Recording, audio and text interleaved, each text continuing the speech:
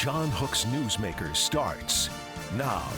Happy New Year, and thank you for joining us on Newsmaker. I'm Ellen McNamara. John Hook is off. Tonight, we are covering the incredible success story of the ASU football program. They were predicted to be dead last in the Big 12, but no, they made it to the college football playoffs. They took the Texas Longhorns to double overtime in the Peach Bowl. And in a moment, I'm going to be chatting with our own Richard Saenz about covering the team. But we begin now with Athletic Director Graham Rossini. Graham, thank you so much for joining us. And for background for our audience here, you guys just flew into town. We are taping this just like less than a day after you guys flew in. So thanks again for joining us right now. Thanks, Ellen. Pleasure to be with you. Yeah, and so, I mean, the game, like, I don't even know where to begin. Guys started off a little slow, but when they started rocking and rolling, they were going. The comeback in the fourth quarter, unbelievable, and then going to 2 overtimes. Just talk about what it was like to be in the building in Atlanta. Yeah, it was an electric game, and I think we gave the nation a show, and that was the goal of maximizing the chance to be in the college football playoff, knowing that tens of millions of people were tuned into that particular game on New Year's Day. And so really excited with the way that we played the game. And, you know, a little slow to the start, but as you mentioned, found our rhythm at some point in the game and then really turned it on in a way that captivated the nation. Showed an exciting brand of football that represented ASU very well, the Valley, our state, in such fine fashion, as well as the brand of the Big 12. And so just proud. You know, we're heartbroken. Obviously, it was a rough flight home, just with the pain of the way that we lost in double overtime and being so close to advancing in this magical season. But, you know, starting to reflect on it and just incredibly proud of what these young men accomplished and what it's starting to unlock for our university. Yeah, it was really unbelievable. Seeing, I mean, the crowd shots, it looked like ASU really traveled well. Was that the case? Because the crowd shots, it looked great. And we know that UT always travels well. I mean, that's like, we know that. That's a fact. But it seemed like Sun Devils really showed up.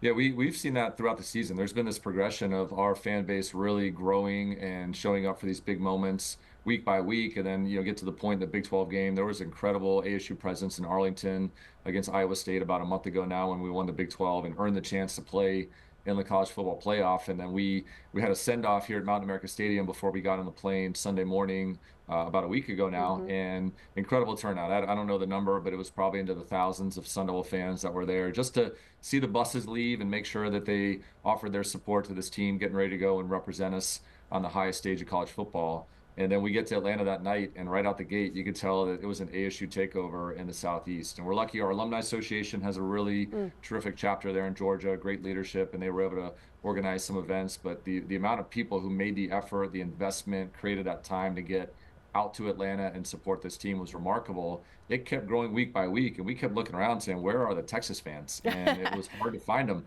Including at the game in some respects. But more importantly, just proud of our fan base, so thankful and appreciative that they made the effort to be there. It was a noticeable part of the energy throughout the season and no doubt in the game against Texas on New Year's Day. Yeah.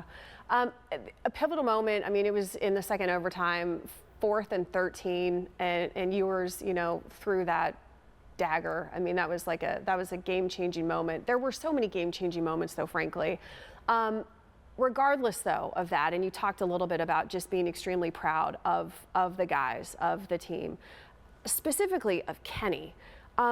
What kind of discussion, conversation have you had with Kenny since the game? And if you can share any of that, would you share any of that?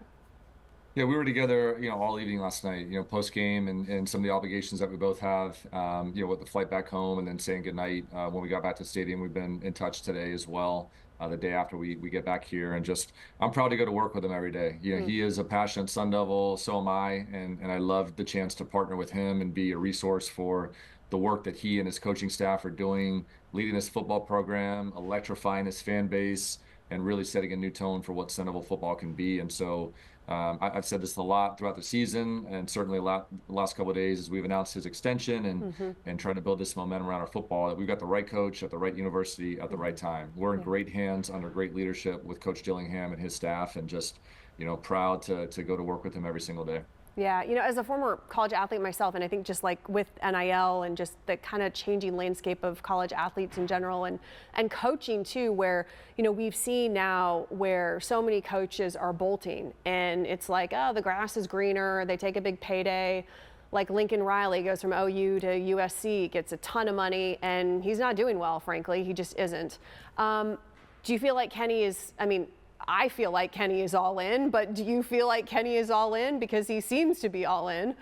He's all in. If you go back to his introductory press conference in November of 22, he's pounding the table and he's talking about, I'm all in. We need to activate this valley. And he's been incredible at our ability to do that and do that in short order. It's amazing these last 2 years, the trajectory of what's going on with our football program. And he was the tone setter. He's added incredible pieces on the coaching staff and obviously on the roster. People like Cam Scatterbu are going to be the first name that comes to mind in that conversation. But there's no doubt he's all in. And it was important for him to have a way to create longevity and be a Sun Devil for life and lead this program to incredible heights and represent something that he grew up caring about and is so incredibly passionate in leading and supporting. And so there's no doubt. And again, he's the right leader for this program. So excited to see what he does over the next many decades, and he'll have the chance to do that. Can you confirm too, I know that there were reports earlier on where he got the bonus and then his staff and others, they got money, and I guess it was alluded that he gave that bonus money to his staff. Is that correct? It is correct, and he's done that a couple of times this year. And he's got the nature of his contract status is that we reward performance upside, and he's had a lot of performance upside this season. And so we got to a point, I think, after the 9th win where he reached a milestone and immediately asked, hey, how do I donate this money to my staff? I want to make sure that I can make it available for people that are working really, really hard to make this season happen and reward the effort there. And so, yeah, happy to confirm it. And that tells you everything you need to know about Coach Dillingham. It's not about him. It's about him surrounding himself with great people, rewarding their effort, and finding ways to make sure that they're nurtured, resourced, and supported in their journeys as Sun Devils as well.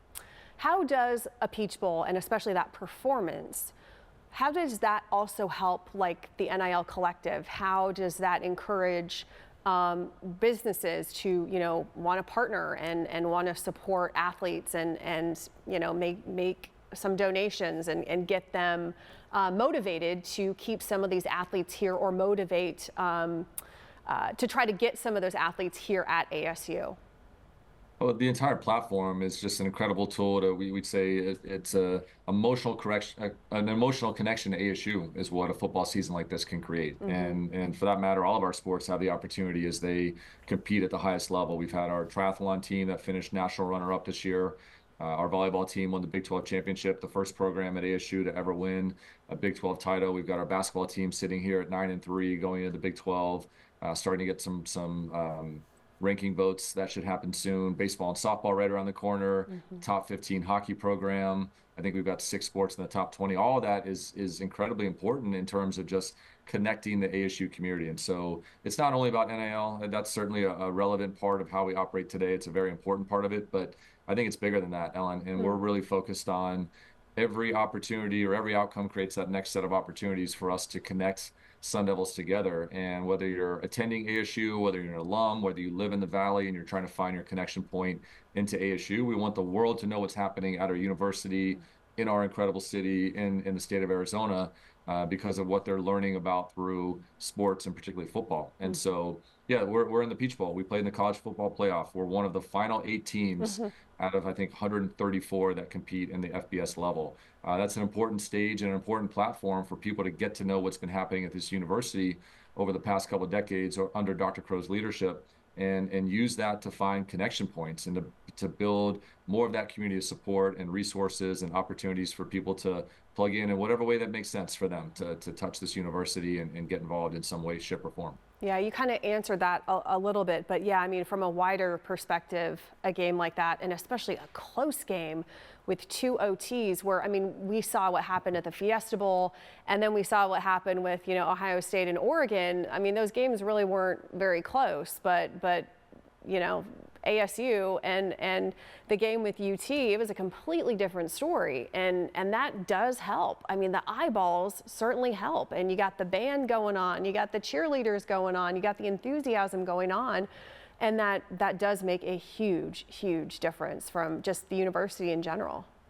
Well, it was exciting. I was standing next to the CEO of the Peach Bowl towards the end of the game, and we are both commenting how it was an instant classic. You know, it was happening in front of our eyes, and we knew at that point that this is a legendary college football playoff game that'll go down for the ages. Yeah. We wanted to be on the other end of it, obviously, but again, with some quick reflection, you can understand that we just entertained the nation yesterday, and we showcased very well. And we knew going into it, independent of the outcome, that we were going to compete, and our guys were ready to represent ASU in the way that they did. And I'm just so thankful that the rest of the country got to see what's happening here at ASU. Yeah, I saw Coach Prime gave you guys a big shout out on Twitter, X, whatever you call it. Huge shout out, you know, representing the Big 12 really well. That's always nice to see coming from, you know, somebody like him, you know, someone who certainly knows how to get a lot of attention. But yeah, I mean, you guys did. You represented the Big 12 just in a phenomenal way. We did, and you know, Commissioner Yormark was there and was very proud and complimentary of what we accomplished this season. And it's really important that we build the brand of the Big 12. You know, there's so much fandom across college football today, and I think what this expanded format has allowed to happen is much of what we've seen in other sports across the world, where expanded playoffs and more chances to compete for a championship at whatever level it may be. It just creates more opportunities for fan bases to get involved in that conversation and come together in that spirit of community that's so unique in sports. And there's few things in our life that can bring people together. The mascot for the Peach Bowl was nicknamed Huddle.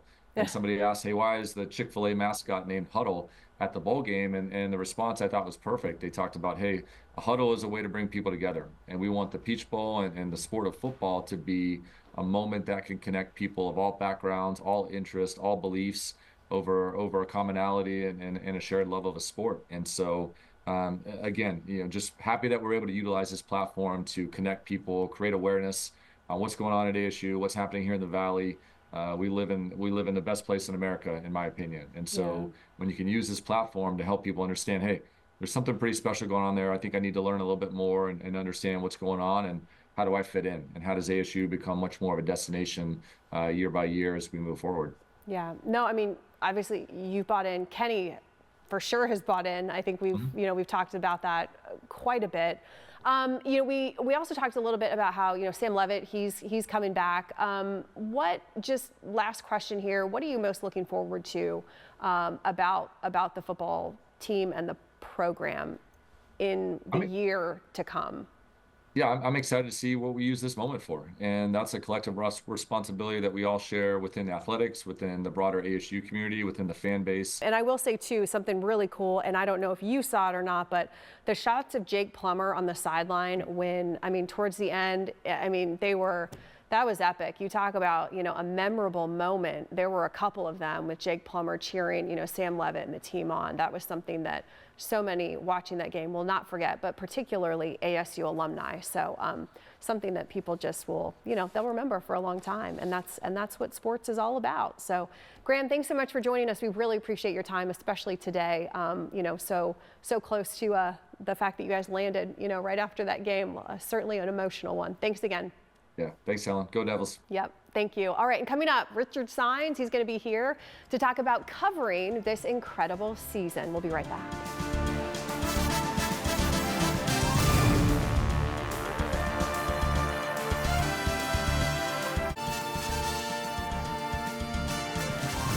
Welcome back to Newsmaker. We are continuing to talk about the phenomenal football season that ASU just wrapped up. There is a lot to be proud of.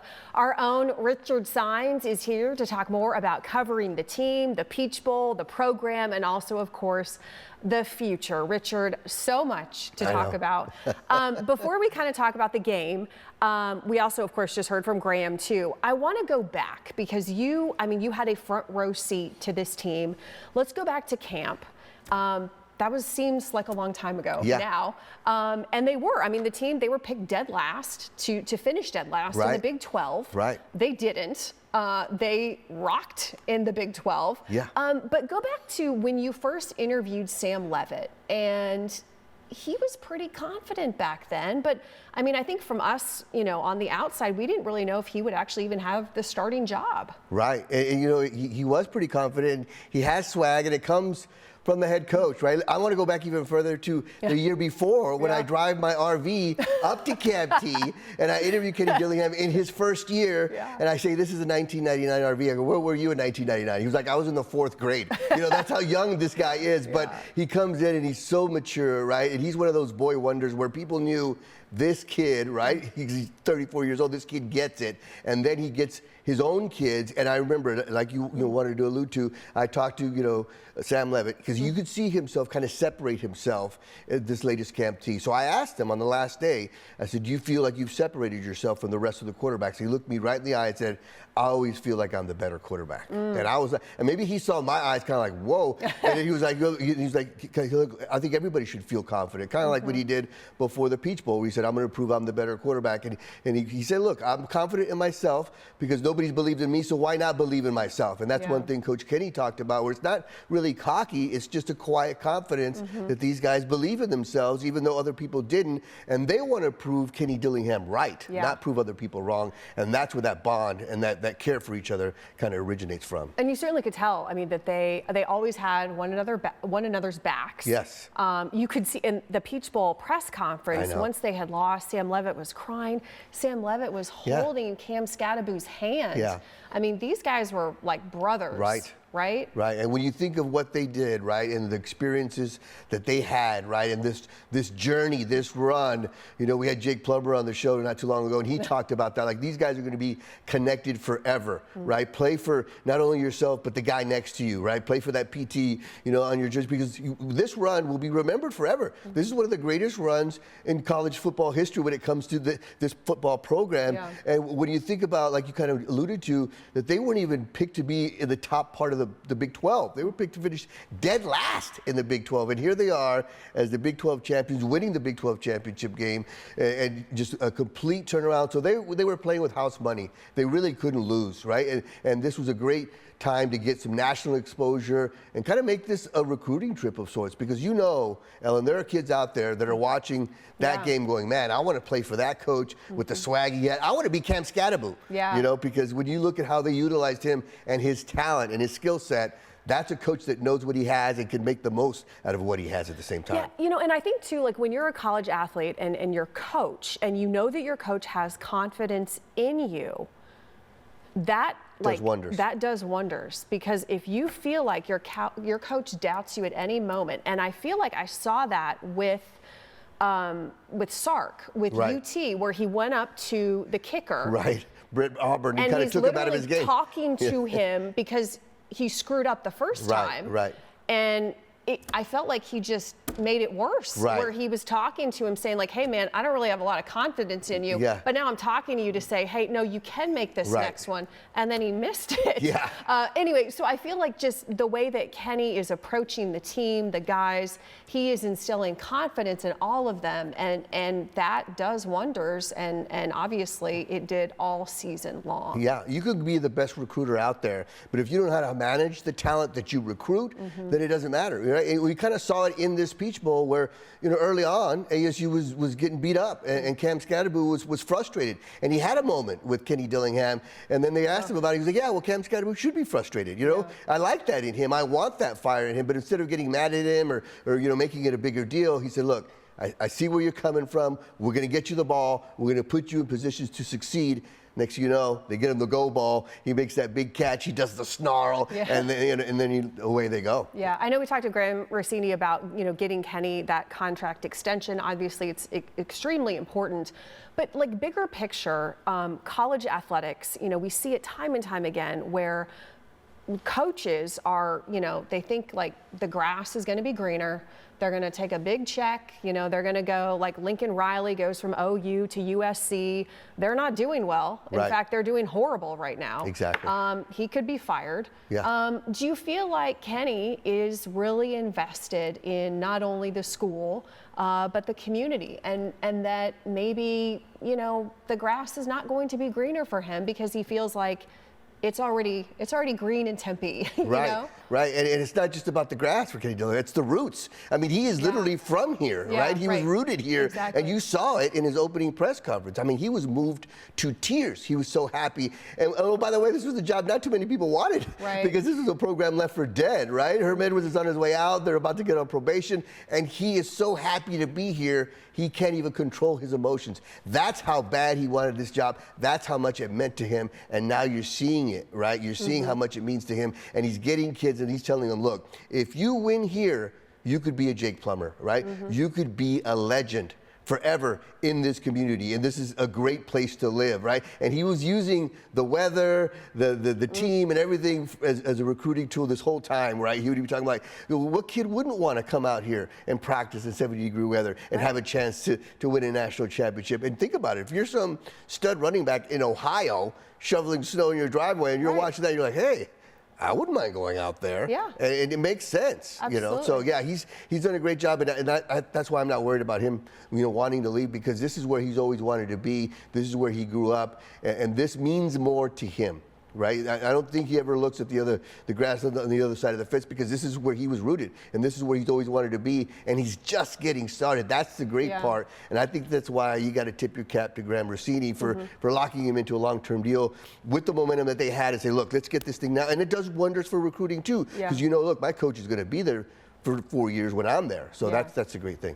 Also, Hines Ward, too. He was able to get Hines Ward, you know, a phenomenal NFL player, and to have him on the sidelines. And, I mean, obviously, he lives here, so to get him on the sidelines, you know, pumping these college kids up, that's a great win, too, that Kenny saw. You know? That is, like you said, Hines Ward, a Super Bowl MVP. Right. When he says, if you don't block, you don't get the rock, he means it, because he was one of the best blocking wide receivers out there. And you kind of saw it in the Peach Bowl, where one of the players kind of showboated and did a, you know, taunting. He kind of dropped the ball in front of the Texas Longhorns defender's face, and they got a penalty, and then they cut to Hines Ward. He's like, and he got the guy, you know, and that's the thing. They love him hard and they coach him hard, and that's the difference. And when, like I said, when Hines Ward tells you to do something, you're going to listen. Do it, yeah. So looking forward, I mean, again, you know, we say that there, you know, are no moral victories, but clearly there are moral victories from the Peach Bowl, taking UT to 2 overtimes. And I feel like, you know, when you talk about UT, I mean, if they had lost that game, I know. And the way that they would have lost that game, UT fans would not have been happy, especially with Manning sitting on the bench. Exactly. I mean, Sark could have been in trouble. He could have had some for sale signs in his front yard. He definitely could have had some for sale signs. But looking forward, I mean, what are you excited about with the future of ASU, the program? I mean, I'm sure you're very excited to cover this team because just not too long ago, it was looking pretty bad. Right, this program was left for dead, right? This was a bus that was going off the road, right? They're like, hey, kid, you want to grab the wheel? See what you can do. And he's like, yeah, I'll do it. Yeah, hop in your RV with Richard, right? Good luck. Yeah, exactly. Yeah, might as well have been in that RV, right, running off the road. But yeah, that's the thing is he said, I'll take the job, and then he's ahead of schedule, and that's the great thing, right? When you look at Sam Levitt, a redshirt freshman, Jordan Tyson's coming back. They've got 2 receivers that are already in the transfer portal coming back. They got a running back from Army that wants to be the next Cam Scatterboo. So the momentum is there, right? And they've got lightning in a bottle, and now's the time to strike, right? And that's why I think Graham Rossini locked Kenny Dillingham into a long-term deal. And when you think about what they did, I mean, they were picked to finish dead last in the Big 12. Think about that. If you would have bet $10 in Vegas before the season started, it was plus 10,000. You would have won $1,000. I mean, that's unbelievable. $10 would have won you $1,000. Did you? No, I wish I would. That's the thing. I was like, I'd rather just spend $10 on a burger because I've had a feeling they were going to be better this year. But there's no way I could tell you, oh, I knew they were going to win the Big 12. I'd be lying. They only won 3 games last season. Yeah, unbelievable. Crazy. Okay, Richard, thank you so much. You're Thanks welcome. again for your coverage. Anytime. You know, Robbie Baker, Megan Plain, unbelievable. Mark in sports. You know, he was in the band at ASU. Yeah, and both Megan and Robbie were went to ASU. We've got the coaches show now. You know, we just got this coaches show this year. So, you know, we're kind of here at the Fox 10 Sports Department saying, well, once they got with us, they started winning. Yeah. That's our story. So we're taking credit for the ASU football team winning too. Whose dog is named Sparky? Exactly. My mom's dog is named Sparky. Every text she ends at "Love Mom" and Sparky. Love it. Yeah. We love it. All right, Richard, thank you so much. You're welcome. And we'll be right back.